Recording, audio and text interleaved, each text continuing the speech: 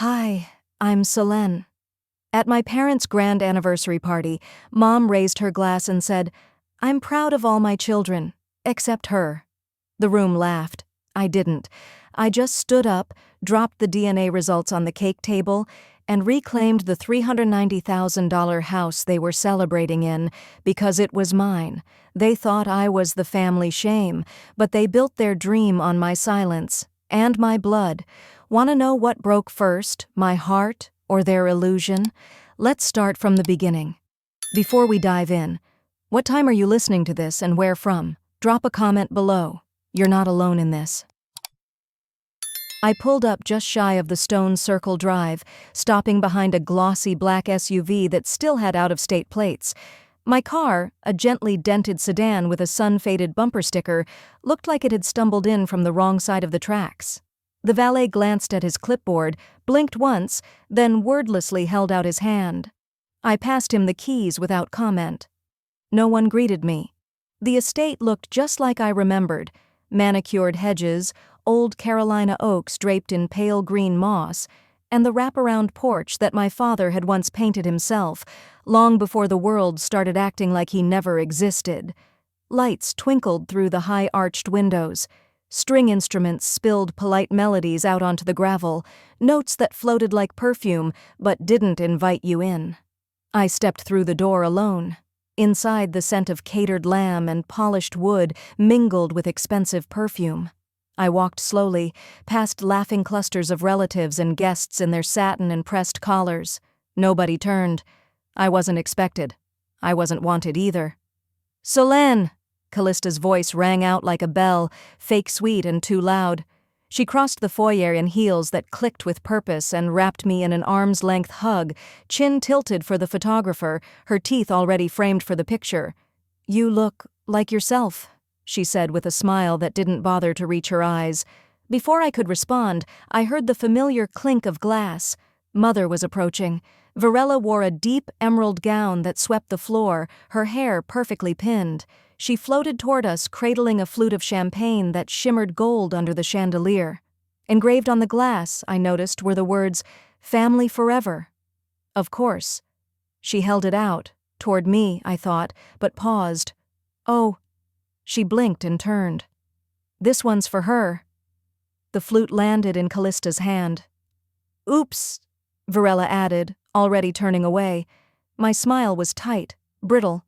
"No worries, water suits me." They didn't hear me, or they pretended not to. I walked on. The dining hall had been transformed: golden chargers, crystal stemware, flower arrangements the size of toddlers, each placecard scripted in delicate calligraphy, names I recognized, friends of the family, distant cousins, Callista's boyfriend's parents, but not mine. I stood there for a beat too long before a waiter in a stiff black vest approached. He motioned to a smaller table in the far corner, near the swinging doors that led to the kitchen. I nodded and followed. My seat was backed up to the pantry. Every time the door swung open, I caught the scent of dishwater and burnt garlic. During the first course, no one spoke to me. The air around the long table was smooth, genteel, civil, but no one made eye contact. I could have been invisible. And in a way, I was. Then came the toast. Mother rose with grace, glass held aloft. The quartet quieted, forks paused. "I'd like to say a few words," she began, voice clear and calm. "To my children, who continue to bring me joy, pride, and hope." She turned to Callista. "To Callista, for her beauty, her poise, her elegance. You've always been the heart of this family." Callista dabbed the corner of her eye. Touched. "And to Pierce," she continued, scanning for her eldest son, seated 3 chairs down. "Your business acumen, your drive. It reminds me of your grandfather." Then came the pause, a heartbeat. Then 2. "And some journeys," she said slowly, "are still ongoing." A few chuckles, forced, awkward, scattered around the table. I didn't move, not an eyebrow. Not a flinch, but my hand around the water glass tightened, fingers whitening.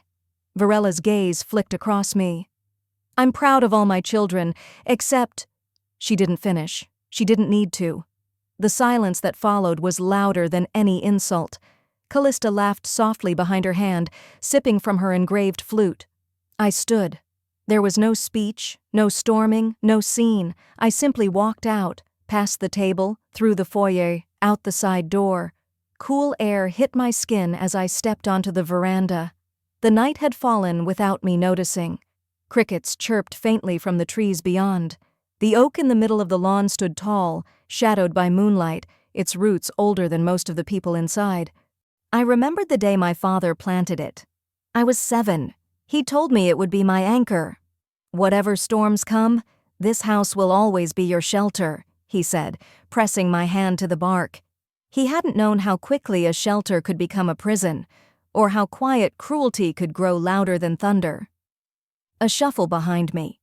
The groundskeeper, Marcus, nodded as he passed, wheeling an empty bin. He didn't speak. He never did. But I appreciated that more than most conversations tonight. I sat on the low stone wall, pulled a folded paper from my purse. The corners were creased, the notary stamp barely visible under the porch light. It was a legal document, one I hadn't told anyone about. Not yet. Behind me, laughter rose again. The string quartet resumed its careful melody. I looked back at the windows. Golden light spilled out, warm and full of life. I was on the outside of all of it. "If this is the last party I ever attend here," I whispered, brushing my thumb over the document's edge. "Then let it be." I stood, tucked the paper back into my purse, and turned toward the gravel path. I didn't turn back to look at the house when I left that night. I didn't need to. The laughter echoing behind me told me everything I needed to know, and yet 1 week before that awful night, I had already felt it. The quiet pull of goodbye. Not the kind that comes with closure, but the kind that scratches at your ribs from the inside. Like a ghost you keep trying to evict, but it just sits there and watches. That morning, I'd driven up to the house on a whim. Well, not a whim. I needed to find some old paperwork, some insurance forms my father had kept in the upstairs desk. At least that's what I told myself. The truth? I don't even know. Maybe I was searching for something that proved I belonged there. The wrought iron gates were wide open. Callista's event team was swarming the yard like bees. Trucks unloading gilded chairs, pastel linens, crystal centerpieces too shiny to belong to anything real. I slowed to a stop behind a catering van and watched 2 men haul in a champagne ice tower molded in the shape of a swan. I stepped out of my car, jeans and a button-up rolled at the sleeves. Practical, neutral. One of the young men glanced up from his clipboard. "You with catering?" he asked, motioning vaguely toward the back. I gave him a smile that didn't quite reach my eyes. "No, I used to live here." He blinked. "Oh. Sorry, they told us, someone might stop by to drop off cutlery?" I didn't bother correcting him. Inside, the smell of fresh paint hit me first. Too clean, too sterile. The foyer was stripped of all the family photos. The antique mirror my father bought on their 20th anniversary was gone, replaced with a bland canvas print of a flowering magnolia. I walked the familiar path upstairs, every step louder than I remembered. My old room was at the end of the hall, facing the garden. The door had been repainted a soft white. A sign hung on the knob, "Namaste Zone. Please remove shoes." I pushed the door open. Gone were the bookshelves my father helped me install. Gone was the pale blue wallpaper with constellations I used to trace with a flashlight when I couldn't sleep. In its place, hardwood floors, a sound bowl, a rolled yoga mat, and an air purifier humming near the corner. The closet door creaked when I opened it. Most of it was empty, but a few things remained. 3 dusty shoe boxes stacked carelessly in the back. I crouched down and pulled the top one open. Inside were some baby photos, a cracked snow globe from a childhood trip to Asheville, and a small velvet pouch tucked into the corner. I opened it slowly, half expecting it to be empty like everything else. It wasn't. My father's signet ring. Gold, weathered, with a green stone. I remembered how it used to slide around his pinky finger. I touched it gently, then turned it over. The engraving was faint, but still there. SLW. Selene Louise Whitaker. His initials. And mine. My fingers trembled. I slipped the ring on. It didn't fit. Not quite. It never had. A knock at the door broke the silence. A construction worker stood there holding a clipboard, a pencil behind his ear. "Ma'am, just so you know, we're demoing this section in about an hour. You'll need to be clear." I nodded. No questions. No fight. I placed the ring back in the pouch and tucked it into my coat pocket. Then I picked up the boxes and headed toward the stairs, but halfway down my foot hesitated, just long enough to let a memory slip in. 8 years earlier. My father's retirement party. I'd spent weeks planning it, hired the jazz trio, designed the invitations myself, coordinated flights for every out-of-town guest. At the end of the night, when the champagne glasses were raised, I stood by the stage, beaming, waiting for the speech I thought I knew by heart. But when Varela took the microphone, her words stabbed in places I didn't know could bleed. "This firm will stay in the family," she said, voice honey smooth. "Under Callista's vision." I'd blinked, certain I'd misheard, until the notary stepped up, until the documents were signed, until Callista flashed that tight-lipped smile and whispered, "I thought you knew." I'd smiled back. I always did, even when it shattered something inside. Now, standing in that hallway again, I tightened my grip on the shoebox and forced myself down the final steps. I was almost at the door when I heard it. Callista's voice, casual, amused. "Did you come to take back your wallpaper?" I turned to see her leaning against the stair banister, sipping from a green juice bottle like she owned the air. I didn't respond. She pushed off the rail and walked toward me. "This house never really fit you, you know," she said. "You always felt borrowed, like a placeholder someone forgot to erase." I met her gaze. "Maybe, but placeholders still hold space, and frames can be replaced," she smirked, still with the clever little lines. "And you're still using my closet," I said.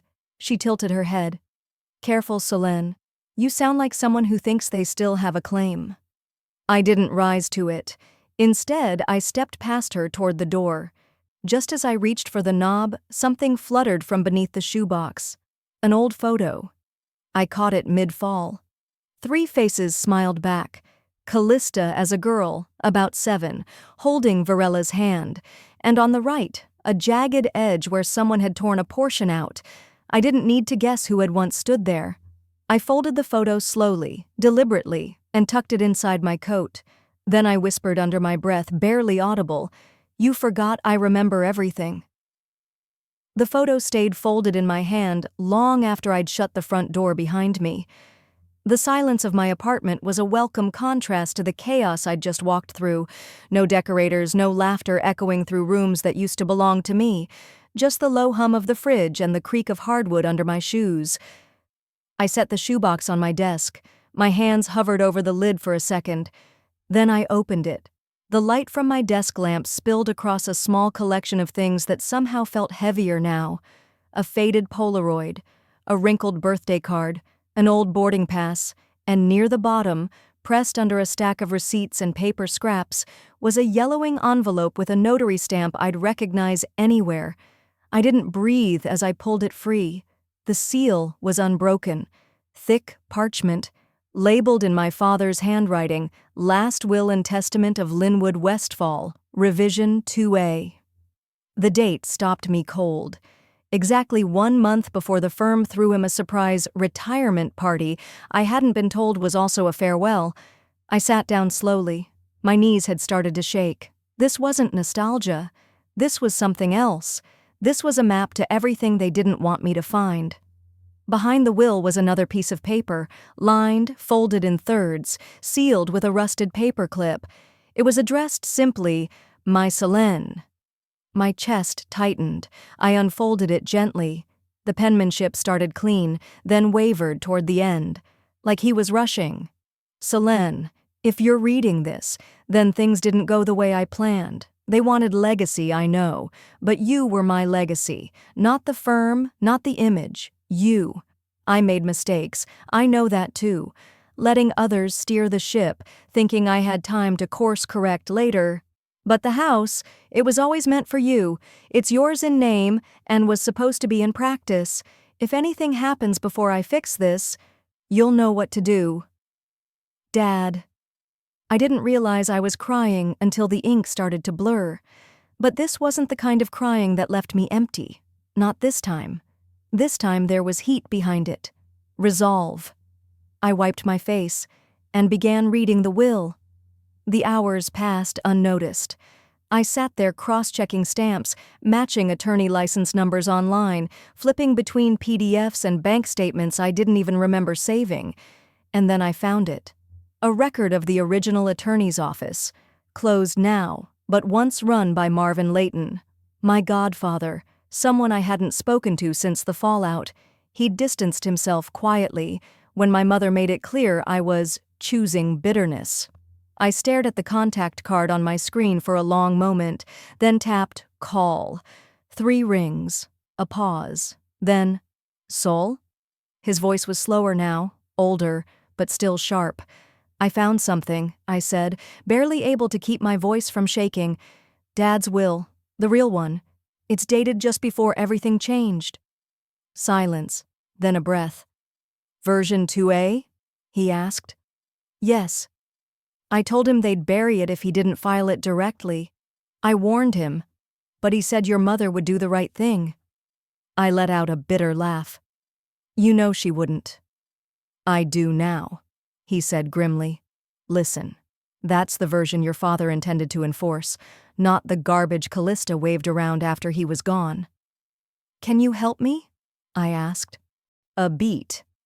I can, Marvin said, but Selene, this won't be a clean fight. They've gotten comfortable. They'll hit back. I leaned back in my chair, staring at the ring still on my finger. I was born into it, I said. I'm not afraid of the dark anymore. He exhaled. Then let's begin. We spoke for another 40 minutes, and then he dropped a second bomb. The house, he said. The estate where they're throwing that little party. It's still in your name. I blinked. What? No, it's under Varella's name. The documents were transferred. No, Marvin interrupted. Your father placed it in your name a year before that. Quiet title transfer, likely for tax purposes. But Varela never filed the override. It's still yours, legally. My mind spun. Wait, then why have I been paying a property tax line all these years? I thought that was for the condo. Nope, Marvin said. That's been on auto draft, tied to your old trust account.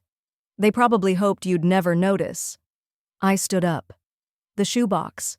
The party. The photo with my face torn out. They had erased me from every memory they could find, but they were still living in my house. And I'd been footing the bill. I walked to the kitchen, filled a glass of water, and leaned against the counter. For the first time, I didn't feel like the forgotten one. I felt awake. I had the will. I had the deed. And now I had a letter my father wrote with my name on it. Proof that I wasn't some outsider lurking at the edges of their perfect portrait. I was the one he trusted, the one he chose. I walked back to my desk, opened the bottom drawer, and pulled out the fireproof file folder I hadn't touched in years. Inside was a document I'd never had the courage to finish filing. Quiet title action, notice of claim. I slid the will in beside it. Then the letter. Then I locked the drawer. The next move would be mine. I grabbed my phone and opened the group chat Callista had made. Anniversary planning, family only. I stared at the name, then typed one message to Marvin. Ready. After that, I hit leave group. And just like that, I was done being invisible. I slipped my phone into my coat pocket, the screen still glowing faintly from that final act, leaving the family group chat without a word. No dramatic farewell, no questions, just silence. The kind they never noticed until it was loud. A breeze swept across my apartment window, shifting the edge of the letter still resting beside the sealed will. I let my gaze linger just a moment longer, then rose, zipped my coat, and picked up the black folio folder waiting by the door. 2 hours later, I stood across the street from the house I was supposedly too selfish to inherit. Lights spilled out from the backyard tent, the soft tremble of a live jazz quartet drifting into the night. Laughter echoed from the crowd I once called family. No one saw me cross the lawn. No one recognized the woman in charcoal gray, holding nothing but calm. Not grief, not vengeance, just truth. A server gave me a brief nod, mistaking me for another hired hand. I didn't correct him. I walked past the champagne flutes, past the clusters of old neighbors and extended cousins, until I reached the edge of the tent. That's when Romy saw me. She didn't smile. She didn't hug me. She barely blinked. "Well, look who dragged herself in," she muttered under her breath, adjusting the sequins on her dress. I met her eyes. Wouldn't miss it for the world. She turned away with a huff, already calling someone over to check on the ice. I stayed near the edge, unnoticed, observing, listening. My mother laughed too loudly at someone's compliment. My uncle raised a toast to 40 years of love and survival. Children I didn't recognize ran barefoot through the grass I used to mow every summer. But time was running its own show, and the mic made its way through the hands of guests, growing bolder with each speech. Toasts turned sentimental, then awkward, then occasionally cruel. Finally, it reached her. My mother held the mic like a queen clutching her scepter. "I'm just overwhelmed," she began, voice syrupy. "We built this life from nothing. And now look at us. A beautiful home, beautiful children. Well, most of them." Some guests chuckled. She glanced right at me. "Of course," she said, eyes still locked. "Not everyone is meant to be part of a legacy." Romy raised her glass with a satisfied smirk. My uncle shifted in his seat. One of the servers froze near the cake table. I took one quiet step forward, and then another. "I'd like to say something," I said gently, holding my hand out for the mic. A few heads turned. A murmur ran through the crowd like static. "I won't take long," I added, steadying my breath. I laid the first envelope on the dessert table.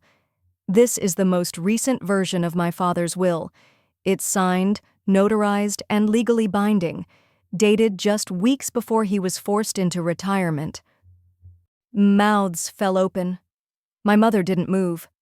I lifted the second envelope. "And this?" I let the paper rest lightly in my palm. "Is the DNA test you've all whispered about. The one you used to mock me in corners and exclude me from holidays. The one you hoped I'd never find." Gasps broke the silence. Romy's wineglass trembled. "Why would you—" she began. I looked at her flatly. "Because Dad told me I was the only one who didn't need proof to feel like his." I let the silence hang before I reached into the folder again. "And while we're all being honest," I pulled out the deed, an original copy, dated, stamped, unchanged. "This house?" I nodded toward the estate around us. "I've been paying the property tax on it for the last 7 years, auto-deducted, quiet title transfer, meant for legal protection, never reversed." Someone near the buffet whispered, "Wait, what?" A man, one of the neighbors, I think, stood up from his seat. "Isn't this Carol's house?" I turned to him. That's what she wanted everyone to believe. But no, my father kept it in my name. She just enjoyed pretending to be queen. Now she did move. My mother's eyes flared like she'd been struck. She stood, clutching the edge of her chair. "You don't understand. He never meant for you to—" "He wrote it down," I cut in, voice calm. "He signed it. He asked me to protect it when he couldn't anymore. And I'm here now, not to take your memories, but to stop your lies." The music had stopped. Even the children had gone still. The tent felt too small for the tension it held. I took one final step forward and turned to the head server. I handed him a printed notice. "This event is being held on private property without the legal owner's authorization. Please begin winding down and kindly ask the guests to leave." For a moment, he stared at me, then looked at the document, then looked toward my mother. She was frozen, Completely. Her hands trembled against her sequined dress. "You can't," she hissed. "I already did," I replied. "Everything else is just cleanup." Romy stood, furious. "What do you think you're doing? Embarrassing us. This is Mom and Dad's anniversary." "No," I said, glancing around at the stunned faces. "This is your final act. You wanted to erase me? You forgot. I remember everything." And I walked, through the yard, past the stunned neighbors and whispering cousins, through the same gate I helped paint the summer before college. I didn't look back, not until I heard the sound of heels thudding on pavement behind me. "Solène!" Romy shouted. "What did you do?" I stopped, just long enough to answer. "I cleaned house." Then I kept walking. I didn't sleep much. The air in the house was quiet, too quiet. No wind, no traffic, just stillness. And then, just past 6, my phone began vibrating on the nightstand like it had a life of its own. At first I ignored it. I wasn't ready for the world yet. But it didn't stop. Buzz, buzz, buzz. I reached for it, blinking against the bright screen. Over 60 text messages, 10 missed calls, and at the top of it all, a video. The thumbnail alone was enough to make my stomach twist. It was me, mid-sentence, standing under the party tent, envelopes in hand. The caption read, "Daughter drops DNA bomb at family's anniversary party, then evicts them from their own house." I pressed play. The footage was grainy, recorded from behind a ficus plant or some floral centerpiece, but the audio was clear. My mother's voice cut sharp through the speakers. My children, all of them. Well, except for one. The sound of scattered, awkward laughter. Then, me. My voice calm, firm. "I won't take long." The video jumped forward to me placing the sealed envelope on the table. When I looked at the comments, they were flooding in by the second. "This is what generational abuse looks like." "She didn't burn the bridge. They did." That calm tone? That's years of being ignored. Finally, someone exposes these perfect family facades. I scrolled through them with a strange mixture of dread and relief. For once, I wasn't the invisible one. People saw what I saw, heard what I heard. They weren't laughing at me. They were rallying behind me. I walked to the kitchen, brewed a cup of coffee, and stood at the window as the morning sun rose over the backyard, the same yard where it all had unfolded just hours earlier. There were still a few folding chairs tipped in the grass. A cluster of gold balloons bobbed weakly by the pool fence. It looked like the aftermath of a storm. But the real storm was only beginning. Around 10:30, the doorbell rang. I peeked through the peephole and froze. A woman in a pale blue windbreaker holding a microphone with a local station's logo on it. Behind her, a man with a camera. I opened the door only halfway. "Ms. Allaire?" the woman asked, voice polite but pressing. "Caitlin from Channel 9. We're just hoping to get a quick comment on what happened last night." I gave her a small smile, shook my head once, then closed the door without a word. I didn't owe anyone an explanation. Not yet. Not like that. By noon, the story was everywhere. The clips had been stitched together into montages. Hashtags were trending.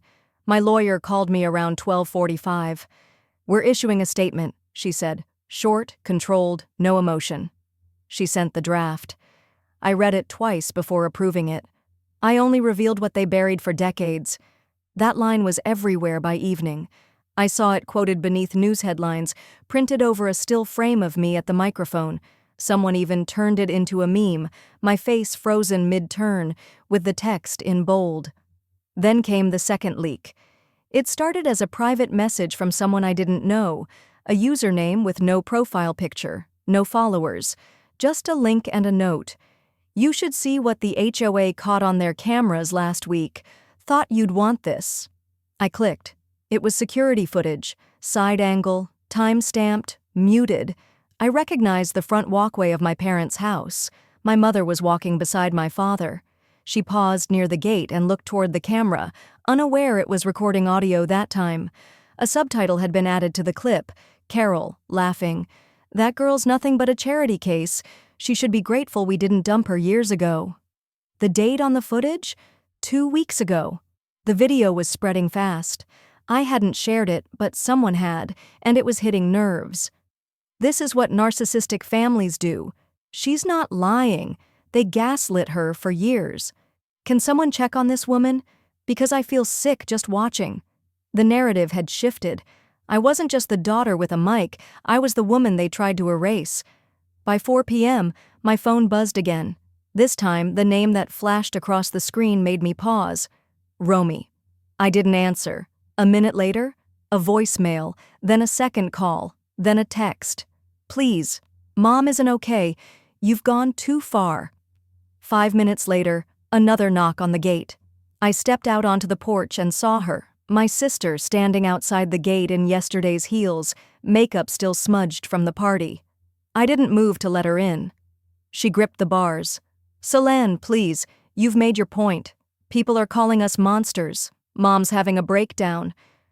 I held her gaze, calm.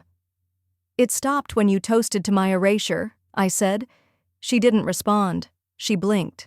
And for the first time in a long time, she looked small. I turned and walked back inside. Less than an hour later, the doorbell rang again. Expecting another reporter or a protester with a phone camera, I moved carefully.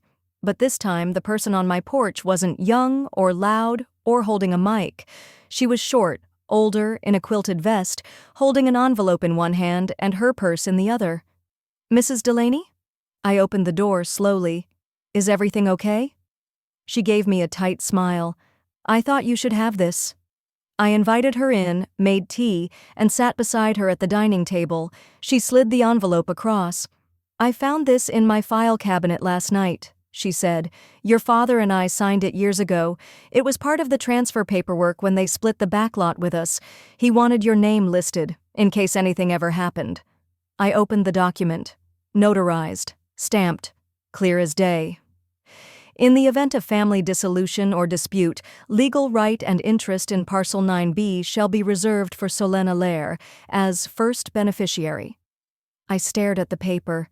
He told me he just needed it for record-keeping, Mrs. Delaney added, her voice a touch guilty. I didn't ask questions, but after last night, I knew you should have it. My fingers traced the ink. 20 years ago, they had buried this, and now the last piece of their denial fell apart. That evening, I turned off the Wi-Fi, sat in the backyard with a blanket and a single glass of wine. No phone, no noise. Just the sound of wind moving through the lemon tree and the weight of a truth no one could take back. At 8:41 p.m., headlights swept across the driveway. I rose and peeked through the blinds. A black SUV, dark-tinted windows. It parked slowly. The engine clicked off. Then the driver's door opened. A man stepped out in a gray suit. He walked to the front porch with calm, purposeful steps. When I opened the door, he didn't smile. He simply adjusted his cuff, met my eyes, and said one word. Settlement? I didn't flinch. I opened the gate and gestured for him to follow. We walked silently through the front yard, his polished shoes crunching over the gravel path I used to rake as a child. The house still smelled faintly of new paint, lemon oil, and something else I couldn't quite name, maybe justice. We sat across from each other at the kitchen table. He pulled out a slim leather folder, placed it neatly between us, and tapped it once with 2 fingers. This is a quiet solution, for everyone's sake. I didn't touch it. I just watched him. He opened the folder and slid a single sheet toward me. Your family is prepared to release their claim if you agree to vacate the property, waive all further actions, and sign a non-disclosure agreement regarding events. I finally looked down at the paper. It was dressed up in legal language, but the message was clear. Give it all up, stay quiet, disappear. Again. And in return? I asked, my tone flat. He folded his hands. You walk away. We all walk away. No lawsuits, no media circus. You'll be given a modest sum as a gesture of peace. Modest. The word landed in my ears like an insult. I leaned back, picked up the manila envelope I had tucked beside the chair, and slid it across the table. He opened it with a lawyer's fingers, quick, precise, but when he saw the letterhead from my attorney's firm, the muscles around his eyes twitched. "That's the formal intent to file," I said calmly. "Claims include breach of fiduciary duty, emotional distress, fraudulent misappropriation of a protected trust, and reputational damage." He blinked. "This isn't just about the house." "No," I replied, my voice steady. "It never was." There was a moment where I could almost hear the wheels turning in his mind, but he didn't argue. He closed the envelope and nodded. "Then I'll relay your response." He left without another word. I didn't watch him go. I just sat there for a while, staring at the grain in the wood of the table. This same table my mother once told me I didn't belong at, but now it was mine. It took me a while to climb upstairs. My legs felt heavy, not from fatigue, but from everything that came before. In the quiet of my old bedroom, I opened a second file my lawyer had given me, labeled only Trust, Solène Leroux, 2004. Inside was a copy of a small account my father had set up before he died. A modest trust fund, untouchable until I turned 35. I would have reached that in a few months, but it had been drained before I turned 20. The names on the withdrawal? My mother and Romy. They had claimed guardianship authority to access the funds for my well-being. The record said it had been used for educational and family support expenses, but I had never received any of it. No tuition, no stipend. I worked 2 jobs to get through community college while Romy took summer art programs in Milan. I sat with the papers in my lap, numb.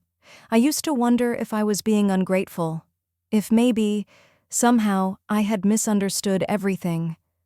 But this wasn't misunderstanding. This was theft. And it had started long before the party, long before the Instagram posts, long before the smirk when she called me a lucky mistake that Mom didn't fix. Now it was all documented and admissible. Over the next few days, my lawyer and I filed the first series of actions: fraud, emotional abuse, misuse of inherited funds, negligence. It wasn't just personal anymore, it was legal, and it was loud. We attached declarations from neighbors, copies of texts, old social services notes from when I was 14, marked temporary removal due to unexplained emotional trauma. That detail, small and faded, was now a cornerstone. Back then, I remembered being taken to a friend's house overnight. I remembered a caseworker gently asking if I felt safe at home. I didn't know how to answer. I still don't know what I said. But now I didn't need to explain. The record did it for me. People started talking. The community shifted in tone, quietly at first, then louder. She always walked herself to school, even in the rain. She was the one mowing their lawn, but they never let her in for dinner after. I thought they were strict. I didn't know they were cruel. One neighbor brought over a pie with shaking hands and apologized for not seeing it. Even online, things changed. Romy tried to spin the story, called it a bitter daughter's smear campaign, but the comments didn't bite. One woman wrote, "I was raised like this too. We aren't bitter, we're survivors." Another, "She deserved better. Always did." And then, the papers were served. I had them sent to the house across the street, my old house, the same one they had told me I didn't belong in, the one they tried to keep with false smiles and forged papers. This time, the front door cracked open and my mother appeared. Her face was pale, lips tight. She saw the courier in the driveway and immediately started shouting, "You're destroying your family!" I stepped onto my porch, across the street, and met her eyes. "No," I said clearly, "I'm stopping you from destroying me." She didn't respond. She slammed the door so hard the glass shook. Later that evening, I poured myself a cup of tea and sat on the steps. It was cool out, quiet, almost peaceful. But the peace didn't last. Across the street, the front door opened again. This time, Romy emerged. She wasn't wearing makeup. No earrings. Her hair was tied back like she hadn't slept. She didn't yell. She didn't flinch. Instead, she looked both ways, crossed the street, and walked right up to my door. Then she knocked. I stood still for a second, hand on the knob, before opening the door fully. Romy was standing there, alone. She looked nothing like the woman from the curated photos she used to post. No eyeliner, no lip gloss. Her face was blotchy, and her eyes, wide and red, searched mine like she was looking for a trace of the sister she used to dismiss. She opened her mouth, but the first words caught in her throat. Then finally, in a voice I almost didn't recognize, she said, I didn't know about the trust. I stayed quiet. I didn't step aside. I didn't invite her in. She kept going anyway. Mom forged my name, I swear. I found the paperwork in the attic last night. My signature was traced. My fingers tightened around the edge of the door. I didn't blink. Didn't let her see anything. If this lawsuit goes through, she said, lowering her voice like we were in some sort of secret pact again, we lose everything. Her bottom lip trembled. You included. I tilted my head slightly. You already lost me, I said, and backed away enough for her to step inside. She didn't move. She just stood there on the porch like her shoes were glued to the concrete. For a moment, the only sound was a car passing down the street. Then she stepped forward, hesitantly, until she stood just inside the doorway. She didn't ask to sit, just held herself like someone balancing guilt in both hands. I know what we did, she whispered. But you don't know everything. You never knew what she told me growing up. She moved in closer, just a foot away now. Her voice cracked like the rest of her was about to. She said, you weren't even Dad's real daughter. My chest didn't move. I let her speak. She said, that's why the money wasn't meant for you. That's why it was okay to use it. Because you were a mistake she fixed. There it was. The last hope I'd ever clung to, that somewhere, deep in the mess, our mother might have once loved me. It snapped, quietly, without a sound, but Romy's next words caught me off guard. I don't believe her, she said. I never did. She looked down, then back up, eyes glassy. That DNA test, did it prove you're still her child? I studied her face for a long moment. Then I answered, slow and clear. It proved everything I needed it to. I turned and walked into the kitchen. She followed. At the island counter, I laid my hand on a letter, one she hadn't seen yet. She looked around like the room itself might collapse under the weight of what she was about to say. I came to make a deal, she said. We'll sign the house back. I'll convince Mom to split what's left in her accounts, and I'll go public. Say I lied. Take it all on me. I didn't move. It's not too late, she added, her voice pitching like she was trying to believe it herself. We can fix this, Sewell. I looked at her. No. Her lips parted. What do you mean, no? No deals. No rewriting. This is the consequence. It's not revenge. It's accountability. The silence stretched between us. Her shoulders dropped, like her whole body gave up trying to look composed. Then she snapped. You always wanted to be the victim, the poor neglected one. You love being pitied. Her voice shot up, shrill and cracked. You're not some tragic hero, Selene. You're just bitter and selfish and obsessed with dragging everyone down because you were never enough. I didn't flinch. I'm not erasing myself anymore to protect your version of this family. She stared, stunned. Then, without another word, she turned on her heel and stormed out. I didn't chase her. I walked slowly to the porch, barefoot, the wood still warm from the late sun. She was already halfway across the street, arms wrapped around herself like she was trying to hold something inside that was already unraveling. I watched her go, not with anger, but with clarity. Somewhere inside me, a quiet voice whispered, You don't need their apology to heal anymore. The porch light clicked on overhead as the sky dimmed. I sat on the step for a while, watching the last pink trace of daylight slip behind the trees. The wind moved gently through the hedges I used to trim as a girl, alone. When I finally got up and went back inside, I passed the desk in my living room. The shoebox sat where I left it. I opened it. Inside, among old papers and forgotten keys, was the photo, My 10th birthday. My real dad had one hand resting on my shoulder. His smile was real. Everyone else in the photo looked bored, distracted, annoyed. But he was looking at me. That day was the last time I remembered feeling seen. I closed the box, placed it gently back, and let out a long, even breath. Later that night, as I was brushing my teeth, my phone buzzed. It was from my lawyer. They filed a countersuit, but I think they just triggered something bigger. I sat at the edge of my bed for a long time after the door closed behind Romy. The silence in the house was solid, like it had finally made up its mind to stop apologizing for what it had held all these years.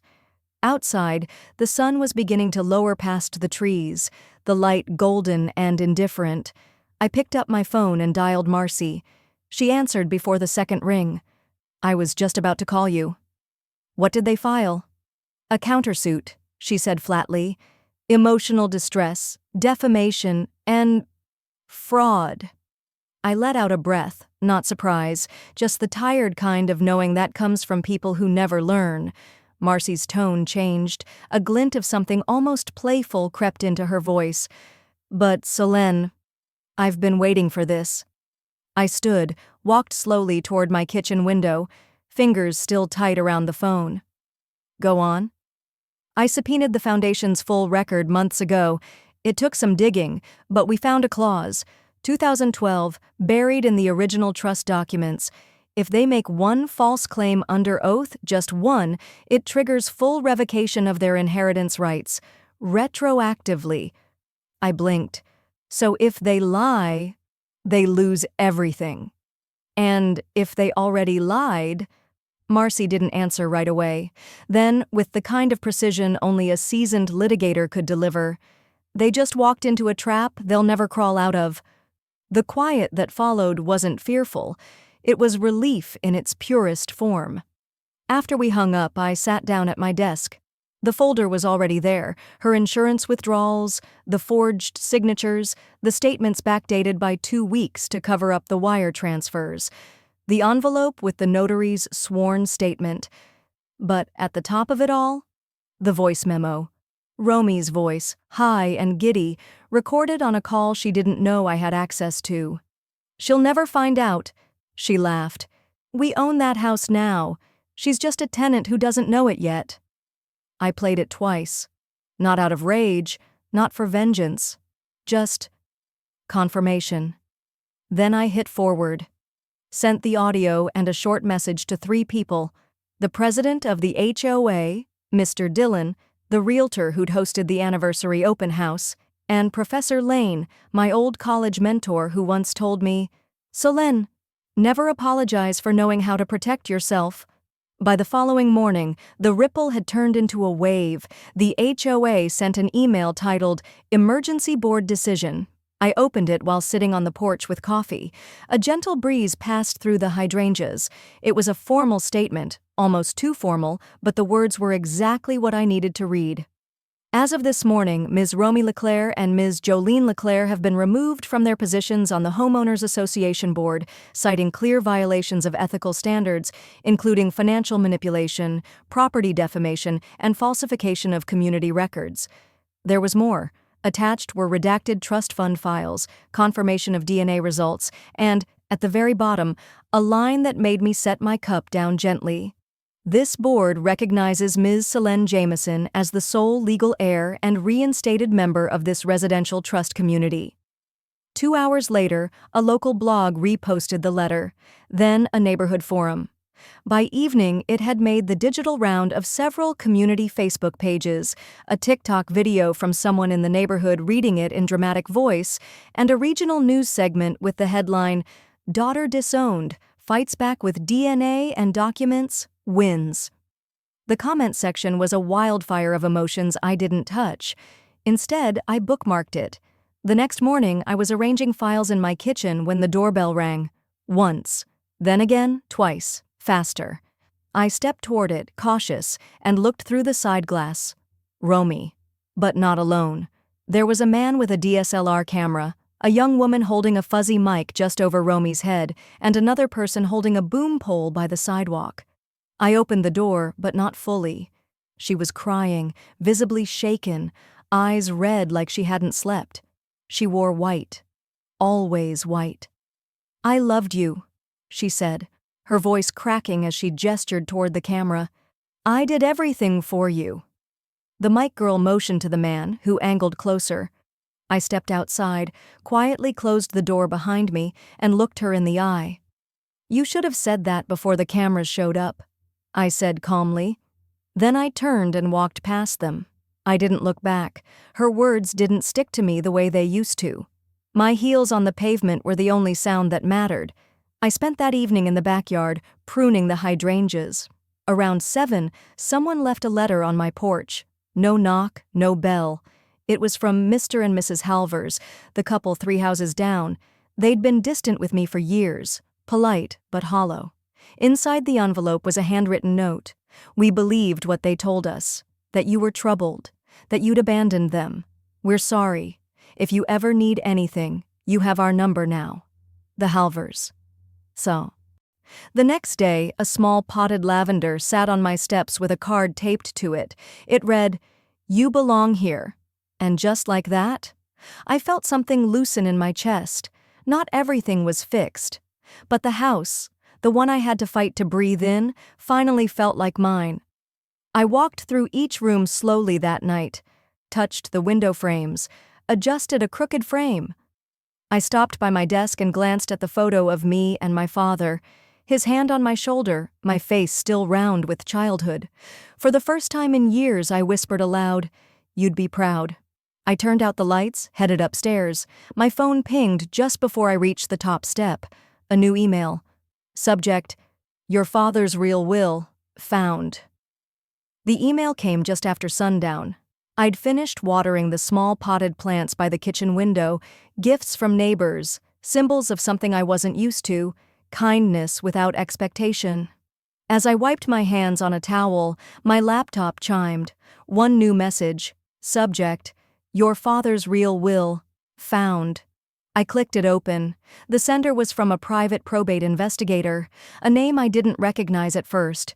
But when I read the opening lines, I realized it was the person Marcy had mentioned months ago, quietly hired just in case the story they told me all these years didn't hold. Attached was a scanned copy of the real document, dated precisely 1 month before my father passed. As I read, my hand instinctively reached for the edge of the counter, not because I was afraid I'd fall, but because I needed something solid to hold, something to remind me I was here, alive, real. He'd left me everything, not a percentage, not a token, everything. His trust, his publishing rights, his savings, the deed to the house, the one they told everyone was always my mother's. But most of all, at the very end, a note written in slanted, rushed pen. "I wish I had more time to protect you. Forgive me for not being there sooner." I don't remember crying. Not really. I remember silence. The kind that sits deep in your chest and breathes for you when your own lungs forget how. I didn't forward the email. I didn't call anyone. I just sat there, in the same kitchen they once told me was never mine. It was mine now.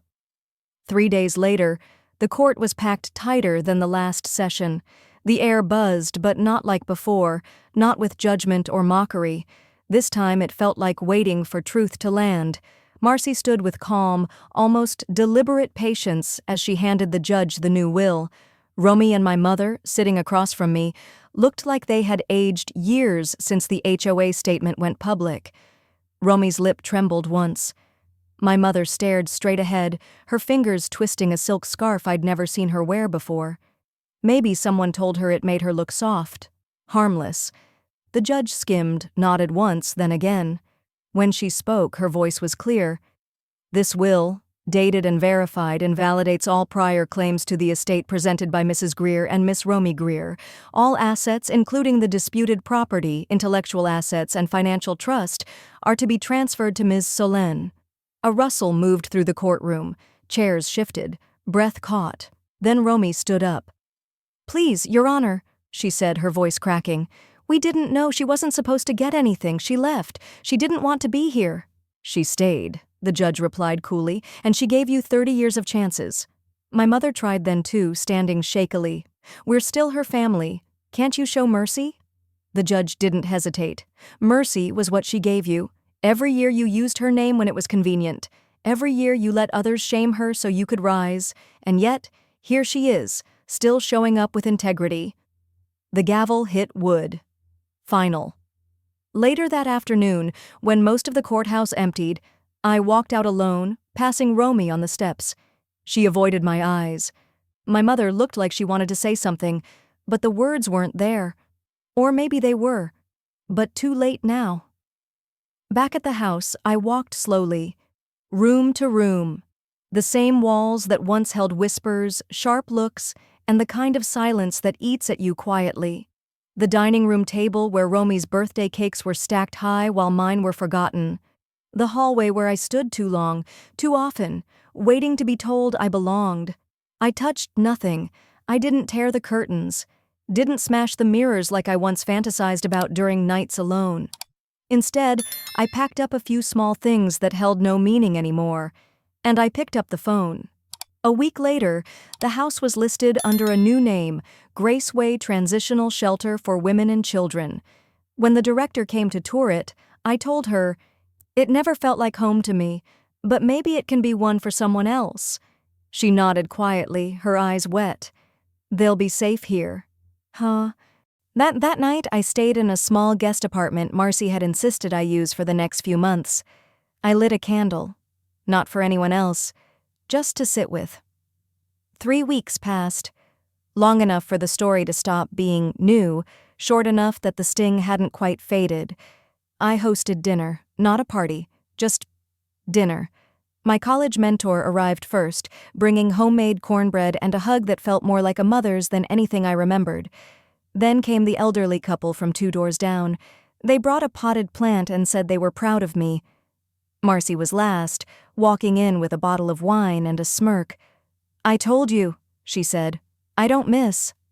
The table wasn't filled with people who shared my blood, but it was full. There was laughter, real from the gut. There was a moment someone dropped a fork, and instead of snapping, we all laughed. There was a toast, too.